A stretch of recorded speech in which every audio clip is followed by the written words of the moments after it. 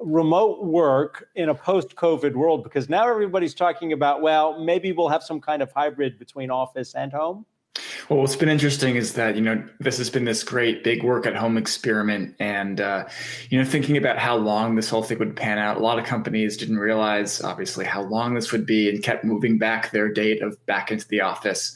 And I think one thing that we've seen in this fall, I was talking to Mercer, which is an HR kind of consulting firm, and that talks to and works with many, many different companies. But a majority of those companies, a very strong majority, think that this sort of work from home or hybrid model with a lot of flexibility will persist after COVID.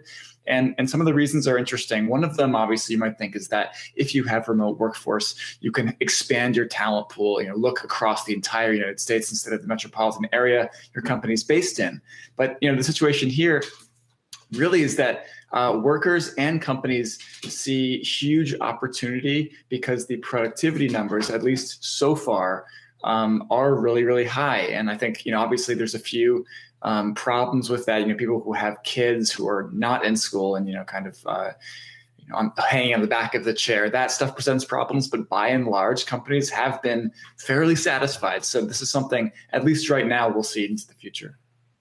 Ethan, you mentioned working from home potentially making it easier to broaden the talent pool, but what about retaining talent, especially when employees might not be coming into an office or a big tech campus that has a lot of amenities? Are you seeing that companies are rolling out new benefits because of this shift to working from home?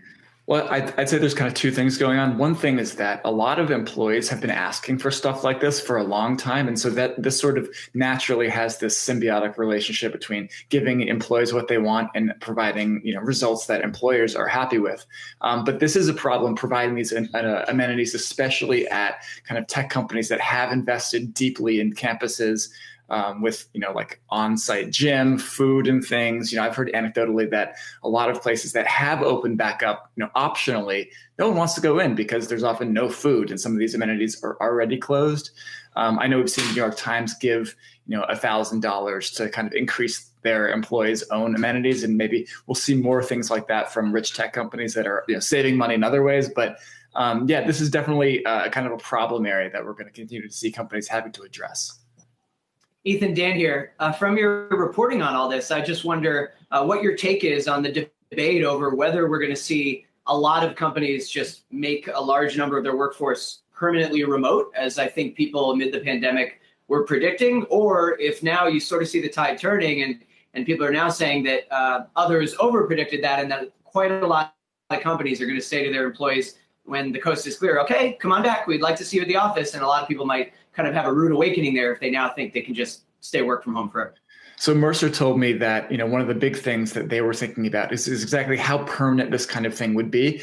It's really hard to walk something back the longer it goes on. And so I think the longer this continues, the harder it is to say, okay, now it's time to go, now it's time to go home. A lot of people have, made investments in their own setups at home.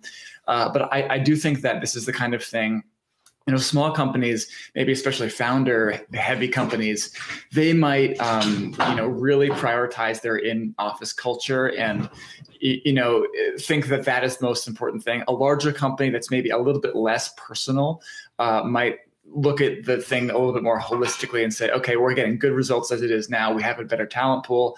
We're going to continue this until it stops working or until there's a reason, like Marissa Mayer did with our company a long time ago to say, okay, everyone, it's time to come back into the office. Ethan Wolff-Mann, we are all hoping, at least some of us, to get back to the office. Your article will be on yahoofinance.com.